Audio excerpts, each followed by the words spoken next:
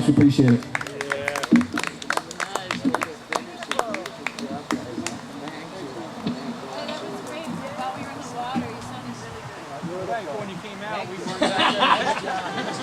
That's a beautiful box. Oh yeah, that sounds good. Yeah, I mean that's supposed to be your out-east job with everything.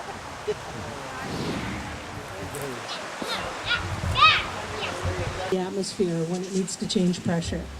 And in that gas, there are known carcinogens, neurotoxins, and endocrine disruptors. Over 60 have been identified in air samples at compressor stations.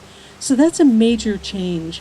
Aside from the noise levels and the light levels in these wonderful rural, wild settings, you're looking at a major source of toxins that would go out.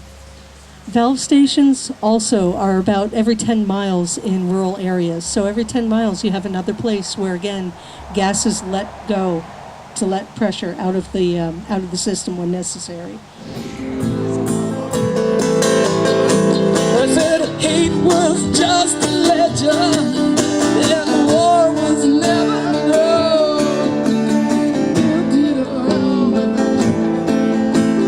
They did many stone, and they carried them to the land, but they died along the way. Lifted up with their bare hands, what we still can't do today. And I know she's living there, and she loves me to this life. I can't remember well, until when I lost the life.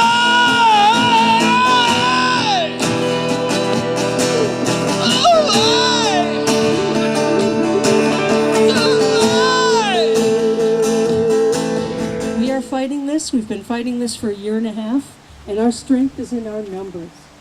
And it's up to everyone to say what they can and do what they can as early as possible to help interrupt this process. So far, we have almost 15,000 people that have signed the petition. We may have crossed that this weekend. Between this, an event coming up tonight and the Green River Festival, and there's another event going on in Boston. We'll certainly cross that 15,000 mark within the week. And over 2,000 people marched across the state last year to the State House. And after that march, we actually got Deval Patrick, who was governor at the time, to stall the tariff that would have been charged to all ratepayers to pay for the pipeline. Right now, the new administration is talking about bringing it back, but it's smaller. Instead of all 6 states, it would only be Massachusetts, and it's still being stalled. Right now, it's in the process of being proposed by the DPU. It's not a done deal yet, and there is no solid proposal yet. And we actually have had the Attorney General manage to stall that while she conducts a study into what sort of energy alternatives are possible. And if we need gas, if for some reason that study finds we need gas and everything that we've researched shows that it's not necessary, she wants to know only how much is necessary and how little we can build and how much can be made up by sealing gas leaks, by expanding what's already here instead of building new pipelines.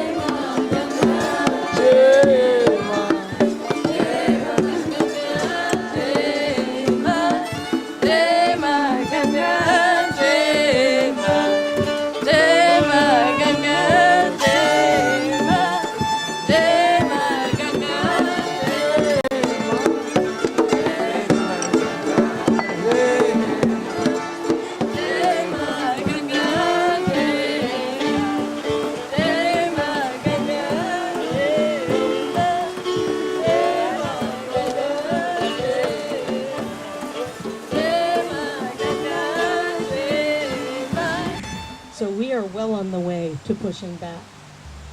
Over 69 towns now have passed resolutions to ban new pipelines in favor of clean energy and energy efficiency. Yeah, and we're working on number 70, and there's a couple more on the way, and more keep joining every time. And many towns are now also investigating health and safety ordinances so that we can make sure that the air and the water all stay clean. So you need to make your voice heard. We're still in the early stages. It's still the pre-filing stage. Kinder Morgan was planning on filing in August of this year. Then it became September. Now it's the fourth quarter sometime. So we're pushing them back. We're slowing down the process. And tell the governor how you feel about it. He was a bit ambivalent about it. At first he was talking about how he didn't like the Kinder Morgan plan because it was all new pipeline, and now maybe he thinks we need both pipelines, both, the Kinder Morgan and the Algonquin pipelines. Let him know no pipelines are necessary. This is not what we want for our state. Let your state legislators know how you feel. Most of the ones here in the western part of the state are on board.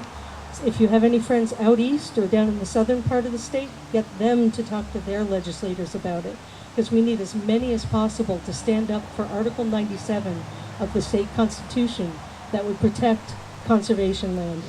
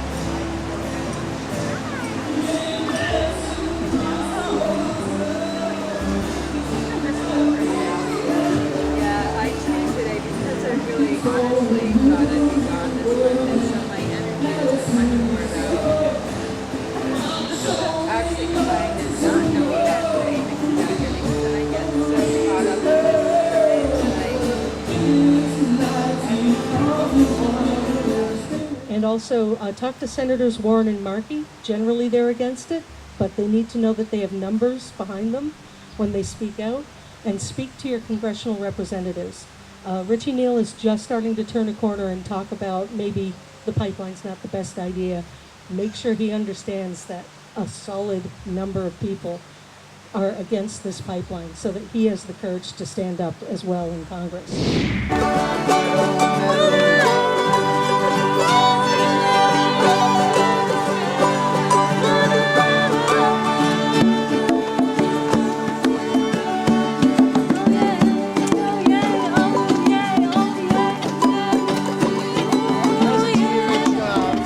Comment to FERC. FERC FERC is the Federal Energy Regulatory Commission.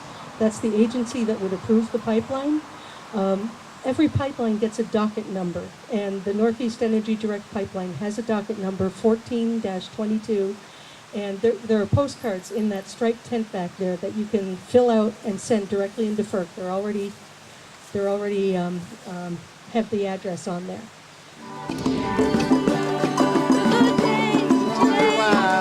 We're standing here for home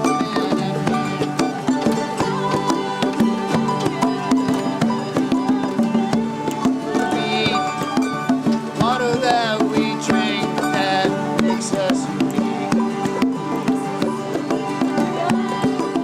Shine on you crazy, shine on you crazy stuff.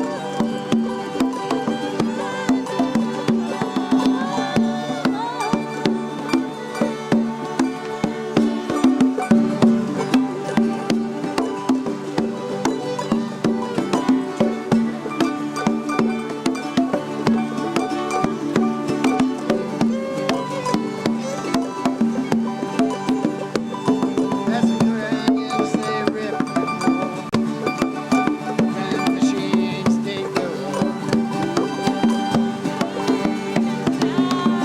Taking all of everything and leaving nothing behind.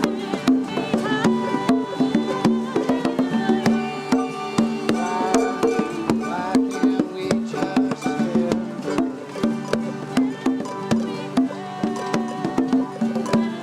And the next thing that's coming up is scoping hearings. That's where the Federal Energy Regulatory Commission comes to selected places across the pipeline route and asks for input from the public.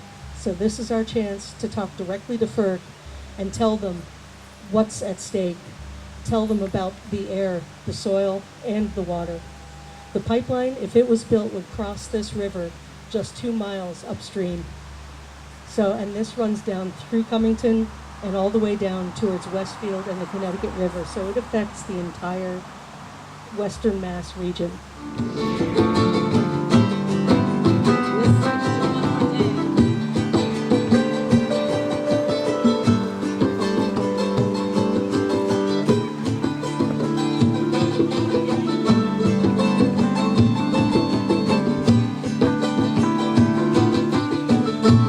I live along a beautiful brook in Worthington.